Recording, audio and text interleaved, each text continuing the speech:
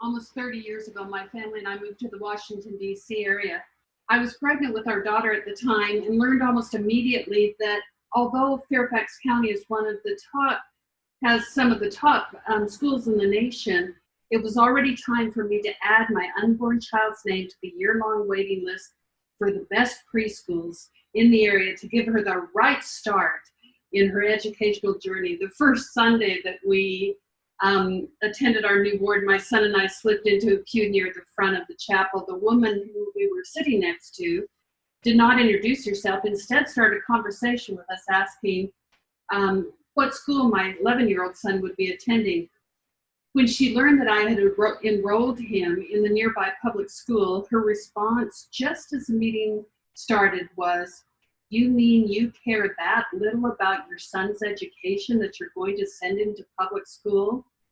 I soon discovered that not only was the expectation to prepare your children for Harvard, Yale, or another prestigious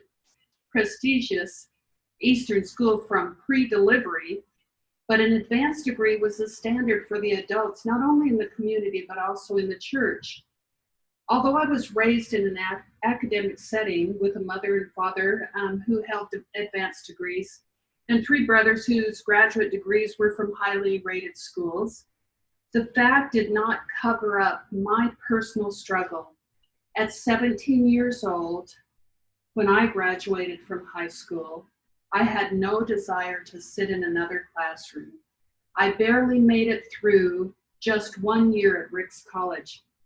Not only did my experience seem to establish that since my graduation in 1971, a college degree was now the minimum standard, no longer a high school degree, to any good paying job. Additionally, not any university would provide a decent career income. A prestigious ranking was essential. I wondered, is it true that a college education from a prestigious university will increase the earning capacity in comparison to any university? Is our earning capacity the only value of an education? And if it's not, then why is degree premium been the marketing tool for a long time in most universities?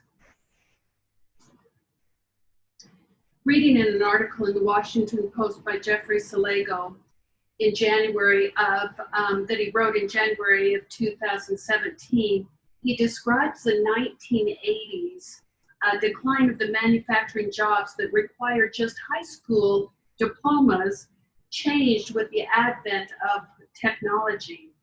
For almost 3 decades, technology provided a demand for college graduates with higher cognitive skills associated with having a college degree. In the beginning, this new technology replaced lower-level jobs. But as automation improved and artificial intelligence was introduced and developed more fully, more recent demands for even a 4-year degree leveled out. This might make you wonder whether it's worth spending years in college to work a job that typically does not require a bachelor's degree. The overall average of underemployed college graduates in the United States as of February 2019 was 42.9%. Although the job market isn't ideal for college students, or college graduates, it has become the minimum to just get the door open to a job.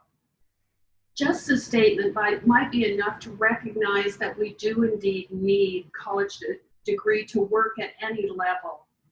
But maybe the easiest way to determine whether a college education is really worth it for you and for me is to look at some benefits and some drawbacks. Let's just pick out a few of these college benefits.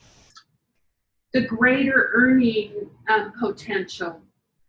Although the gap between the two has leveled out a bit, a college degree still brings in about twice as much as a high school degree on average.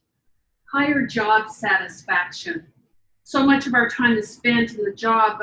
Wouldn't you rather be doing something that was satisfying, something that you really had an interest in, and also gave you an opportunity for advancement? Improved ability to communicate effectively. Communication is such an important key.